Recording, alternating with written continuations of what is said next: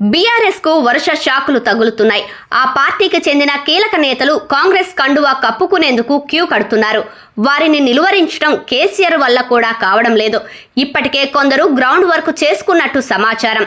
రాబోయే లోక్సభ ఎన్నికల్లో ఒంటరిగా పోటీ చేయటం కష్టమనే వాదన గులాబీ లీడర్ల నుంచే వ్యక్తమవుతుంది. పార్టీ మనుగడ కోసం బీజేపీతో దోస్తీ చేసేందుకు బీఆర్ఎస్ ప్రయత్నాలు చేస్తున్నట్టు టాక్ వినిపిస్తుంది. ఈ మేరకు ఆ రెండు పార్టీల అగ్రనేతల మధ్య సంప్రదింపులు జరుపుతున్నట్టు సమాచారం. ఎన్డీఏలో చేరేందుకు గులాబీ బాస్ ప్రయత్నిస్తున్నట్టు తెలుస్తోంది. లోక్సభ ఎలక్షన్స్ కు ముందు చేరితే కలిగే లాభ నష్టాలు, రిజల్ట్స్ తర్వాత చేరితే కలిగే ప్రయోజనాల గురించి ఆరా తీస్తున్నట్టు తెలిసింది. పార్టీ లీడర్లు క్యాడర్ను కాపాడుకోవాలనే ఉద్దేశంతోనే మాజీ సీఎం కేసీఆర్ బీజేపీతో దోస్తీ చేయాలని అనుకున్నట్లు తెలుస్తుంది. అసెంబ్లీ ఎన్నికల్లో ఓడిపోయిన తర్వాత బీఆర్ఎస్ లీడర్లలో నైరాశ్యం నెలకొంది.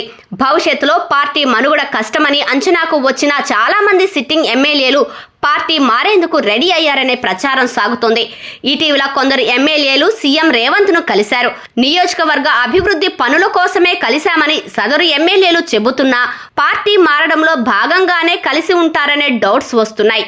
ఎన్డీఏ కూటమిలో చేరితే లీడర్లు కేడర్లో ఉత్సాహం, జోష్ వస్తుందనే అభిప్రాయంలో గులాబీ బాస్ కేసీఆర్ ఉన్నట్టు తెలిసింది.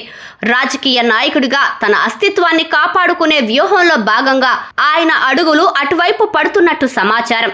రాష్ట్రంలో ప్రతిపక్ష లీడర్గా కేసీఆర్ చేసే పర్యటనలు, నిర్వహించే ప్రోగ్రామ్స్ కు సీఎం నిర్వహించే కార్యక్రమాలతో పోల్చితే తక్కువ ప్రయారిటీ ఉంటుంది. అందుకే ప్రతిపక్ష లీడర్ హోదాలో కేసీఆర్ అసెంబ్లీకి వచ్చేందుకు ఇష్టపడటం లేదని టాక్. అందుకే ఎన్డీఏలో చేరి కేంద్ర మంత్రి పదవి తీసుకొని రాష్ట్ర రాజకీయాల్లో తనదైన ముద్ర వేయాలని కేసీఆర్ ఆలోచిస్తున్నట్టు సమాచారం.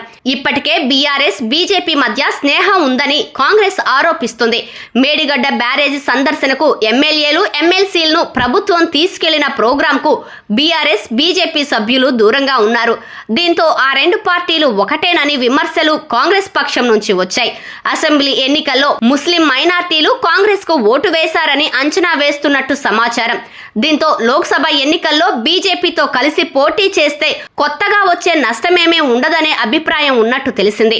అయితే ఎన్డీఏలో చేరకుండా విడిగా పోటీ చేస్తే త్రిముఖ పోటీలో కాంగ్రెస్ కు లాభం జరుగుతుందనే అనుమానం బీఆర్ఎస్ అగ్రనేతలకు ఉన్నట్టు సమాచారం. ఇదే విషయాన్ని ఢిల్లీలోని బీజేపీ లీడర్లకు వివరించినట్టు తెలిసింది.